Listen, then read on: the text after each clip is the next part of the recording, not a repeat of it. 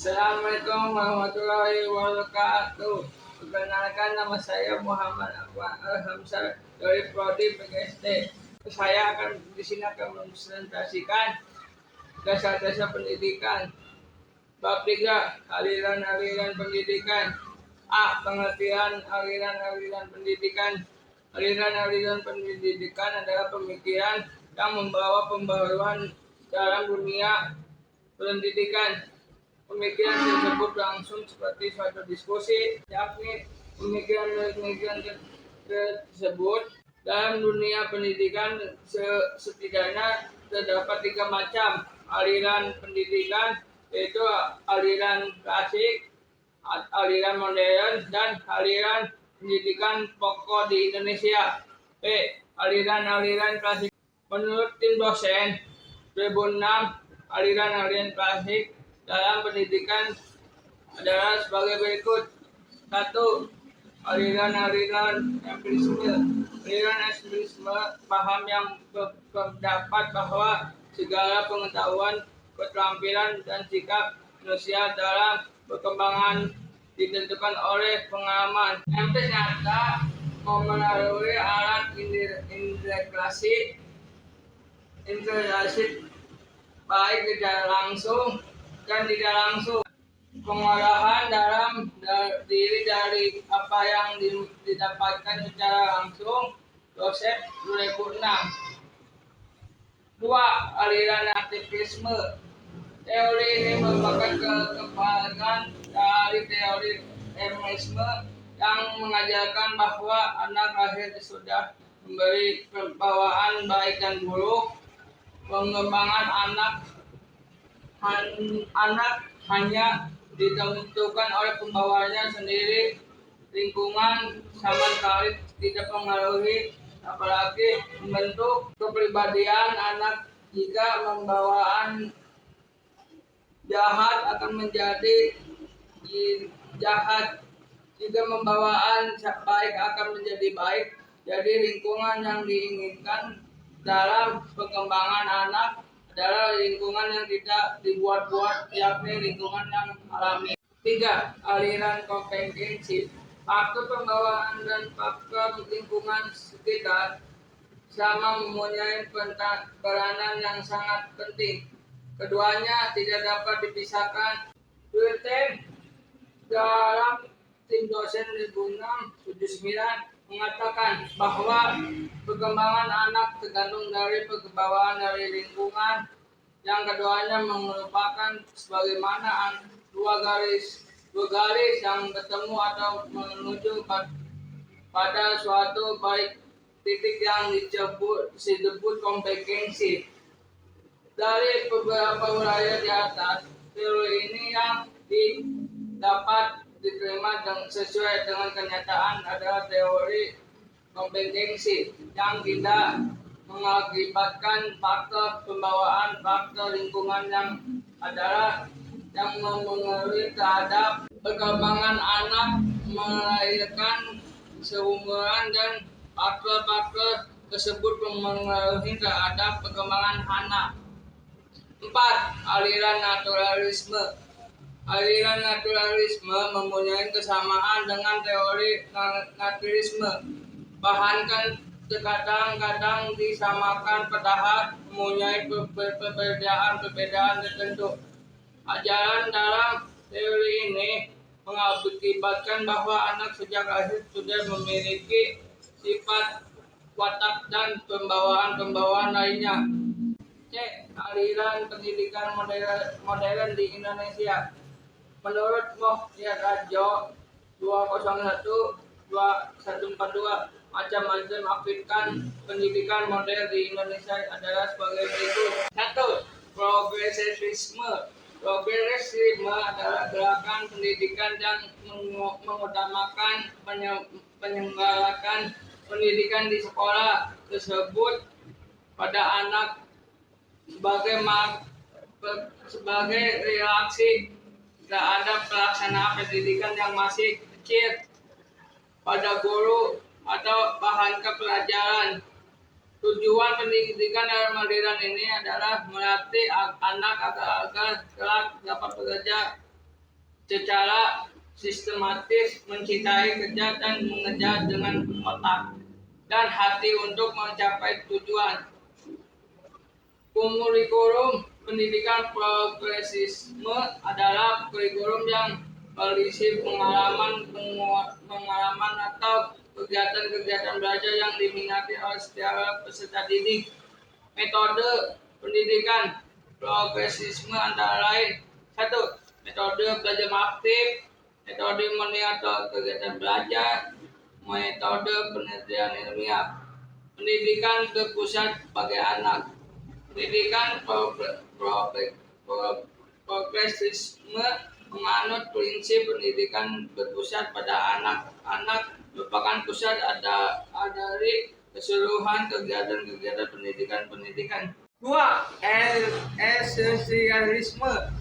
Esensialisme modern dalam pendidikan adalah gerakan pendidikan yang diproses. Gerakan progresisme terhadap nilai-nilai yang tertanam dengan warisan budaya sosial.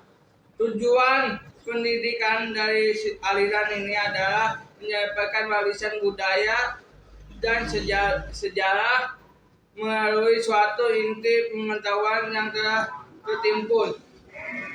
Metode pendidikan berpusat pada teacher teacher. 2. Peserta didik dipaksa untuk belajar. 3. Latihan mental. Kurikulum berpusat pada mata pelajaran yang mencakup mata-mata pelajaran akademik yang pokok. 3. Rekonstruksi memandang pendidikan sebagai rekonstruksi pengalaman yang berlangsung terus dalam hidup. Tujuan pendidikan sekolah rekonstruksi berfungsi sebagai lembaga utama untuk melakukan perubahan sosial, ekonomi, dan politik. Kurikulum dalam pendidikan rekonstruksi berisi mata-mata pelajaran yang berorientasi pada kebutuhan masyarakat masa depan. 4. Paralelisme adalah gerakan pendidikan yang mempertahankan bahwa nilai-nilai universal itu ada, dalih bahwa pendidikan hendaknya merupakan suatu pencarian dan penanaman kebenaran dari nilai-nilai pendidikan tersebut. Guru mempunyai mengajar di kelas. Menurut paralelisme, ilmu pengetahuan merupakan filsafat yang tertinggi. Tujuan pendidikan diharapkan anak didik mampu mengenal dan mengembangkan karya-karya yang menjadi landasan pengembangan disiplin mental. Kurikulum berpusat pada mata pelajaran dan cenderung diberatkan pada sastra, matematika, bahasa, dan sejarah. Yang kelima adalah idealisme. Aliran idealisme merupakan satu aliran ilmu filsafat yang mengagumkan jiwa. Menurutnya, cita adalah gambaran asli yang semata-mata bersifat rohani dan jiwa, terletak di antara gambaran asli dengan bayangan-bayangan, terletak di antara gambar dunia yang dilengkapi oleh panca indera. Tujuan pendidikan agar anak didik yang bisa menjadi karya dan memiliki kehidupan yang bermakna, warna hidup bahagia, mampu menahan berbagai tekanan hidup, dan pada umumnya akhirnya diharapkan mampu membantu individu lainnya untuk hidup lebih baik. Aliran pendidikan digunakan di Indonesia. 2 aliran pokok pendidikan di Indonesia itu dimaksud adalah perguruan kebangsaan, taman siswa, dan ruang pendidikan INSKU. 1. Perguruan kebangsaan taman siswa. Perguruan kebangsaan taman siswa didirikan oleh Kiai Arja Dewantara pada tahun 1932 di Yogyakarta, yakni dalam bentuk yayasan. asas-asas tujuan Taman Siswa bahwa pengajaran harus berdasar pada kebudayaan dan kebangsaan Indonesia. Kemudian ditambahkan dengan asas kemerdekaan, asas Gotrat alam, atas kebudayaan, atas kebangsaan, dan atas kemanusiaan. Tujuan Taman Siswa sebagai badan perjuangan kebudayaan dan pembangunan masyarakat tertib dan damai, membangun anak didik menjadi manusia yang merdeka, lahir akal budaya serta pikiran sehat jasmani untuk menjadi anggota masyarakat yang berguna untuk bertanggung jawab atas keberanian bangsa Indonesia beserta manusia pada umumnya. C. Hasil-hasil yang dipakai. Taman Siswa telah berhasil menemukan gagasan tentang pendidikan nasional, lembaga-lembaga pendidikan dari Taman Indonesia sampai sarjana wiyata. Taman Siswa pun telah menjadikan alumni terbesar di Indonesia. 2. Ruang pendidik INS Kayu Taman. A. Asas-asas ruang pendidik INS Kayu Taman.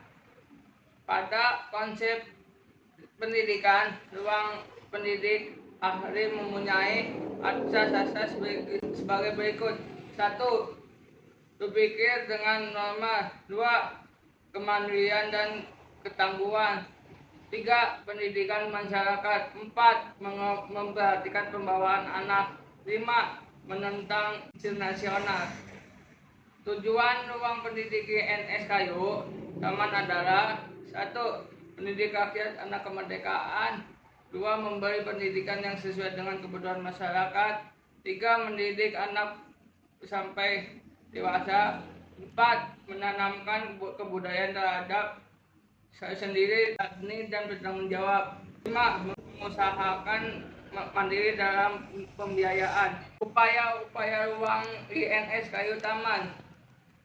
Beberapa usia yang dilakukan oleh ruang pendidik INS Kayu Taman antara lain menyelenggarakan berbagai jenjang pendidikan, menyiapkan tenaga kerja pendidik dan penyediaan majalah anak-anak sendiri serta mencetak buku-buku pembelajaran.